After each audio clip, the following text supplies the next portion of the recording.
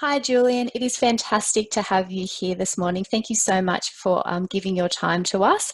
There's some great work that Energy Australia is doing at the moment, and there's an exciting project that's actually happening in our local area. And that's what I wanted to chat to you this morning about. Before I get into those questions, would we please be able to start with you introducing yourself, also telling me about the role that you do, and also a bit about what EA does as well? Sure. Yeah. Good morning, Bianca. Great to be with you and the members at i3net. My name's Julian Turecek. I'm the Tallawarra B Project Director, which is our project to expand the Tallawarra Power Station here in the Illawarra. My career in the energy industry goes back about almost 30 years, and I've been 7 years at Energy Australia in a number of roles. Most recently running the gas assets, including Tallawarra, Hallett in South Australia, Newport and Jeralang in Victoria. But at the moment, I'm leading the project to build an additional 300 megawatts of power at Tallawarra to complement the 420 megawatts that's already there.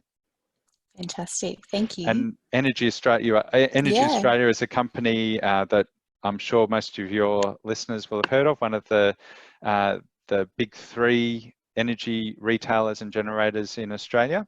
And we have many customers around the eastern states and about 4,500 megawatts of generator installed power capacity. Fantastic, thank you. And so the first question that I had from you was, we're obviously here today to talk about the proposed expansion of the Tallawarra Power Station, which, as you said, is located here in the Illawarra. Could you please provide an overview of the current power station and also what the expansion plans are? Sure, and so maybe we could pull up the little picture fantastic. that I sent through. Definitely. So for those that aren't aware, the Tallawarra Power Station sits on the western edge of Lake Illawarra at this site that Bianca's just pulled up there. So this was where the old coal-fired power station sat for about 30 year before it was decommissioned in the late 80s, and then sat idle as a site for quite a few years.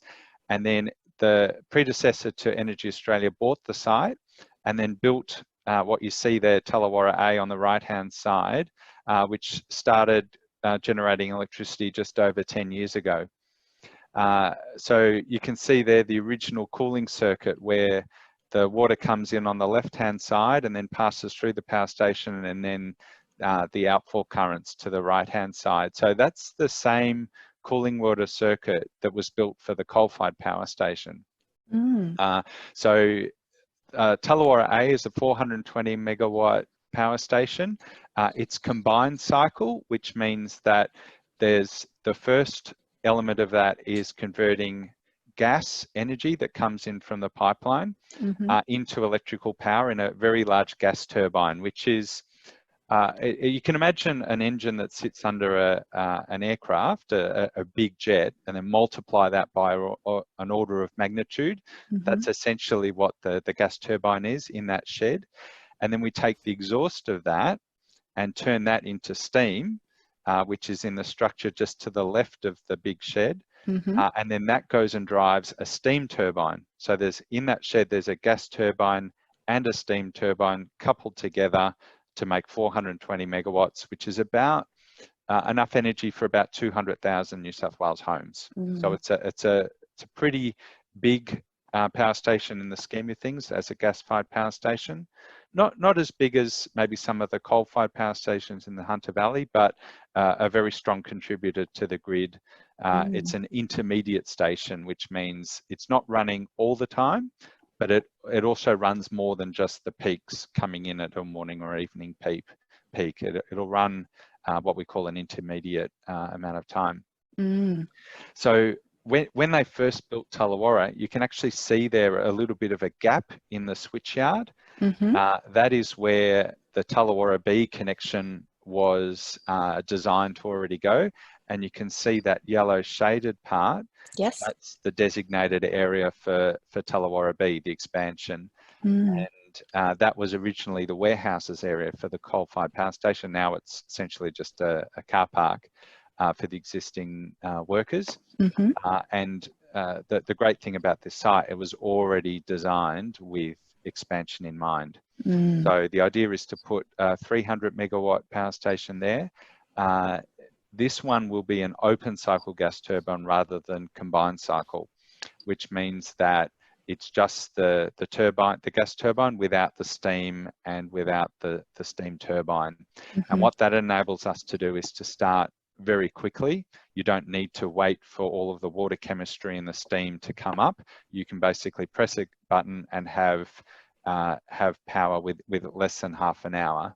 Whereas Tallawarra A as a combined cycle, it could, if it's cold, it can take 6 hours to start. If it's warm, a couple of hours. It's still a lot longer to respond to a market condition than an open cycle gas turbine. So you need a whole range of different types of power stations in a modern grid. And the idea of gas is really to back up renewables. So there's a huge amount of renewables coming into the system, solar increasingly, and also wind. And the idea of using gas is to have backup for when the sun doesn't shine or the wind doesn't blow. And that's the idea of having something responsive like an open cycle gas turbine. Fantastic, thank you. And there was also a very recent announcement that has just come out that you have reached a significant milestone in the project. Can you please share what that milestone was and where things are up to now? Sure. So the biggest regulatory issue that we needed to resolve as part of this project for it to actually move ahead was condition 1.6 of the permit, which meant that we needed to show that there was no adverse impact on aviation safety as a result of putting in an open cycle gas turbine. So if I could just maybe give a little bit of background, this plant is about 5 kilometres away from the Shell Harbour Airport. So its proximity to the airport was causing or is causing concerns for the local aviation community. And we had a process to go through, including consultation with Shell Harbour and AOPA, the Aircraft Owners and Pilots Association, to actually put together a piece of work that could show that aviation and this new power station could safely coexist. The concern, obviously, with an open cycle gas turbine is there is a plume that is emitted from the open cycle gas turbine into the atmosphere. You don't get that as much with the combined cycle because you're taking all the energy out of the exhaust and turning it into steam.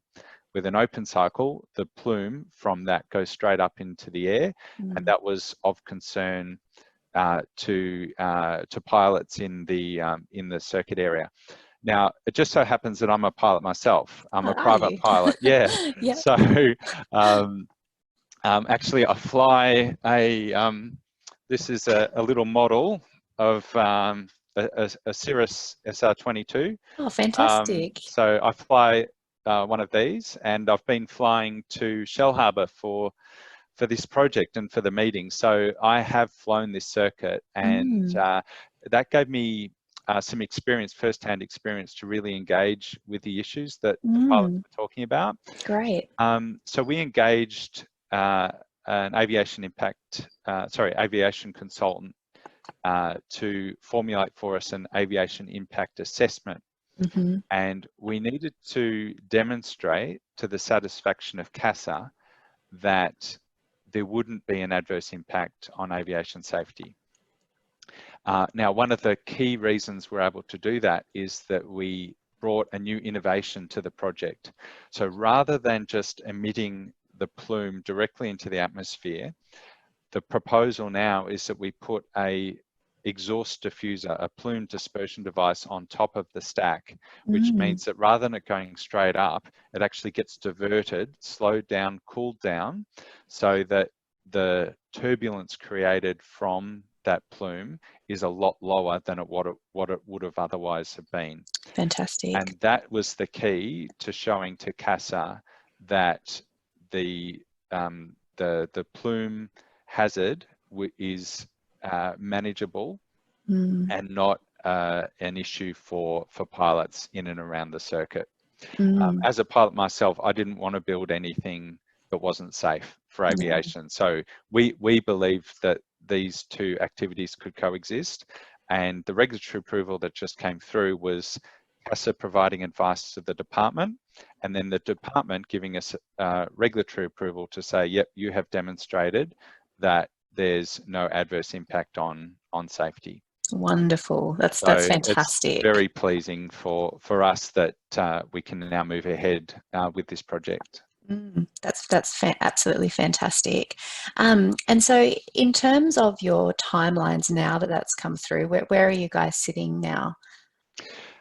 We've gone to the market for an EPC contract. As you can imagine, there aren't that many organisations around the globe that provide gas turbine machines. There are a few of them, and we've gone to the market to select an EPC supplier to do the whole package.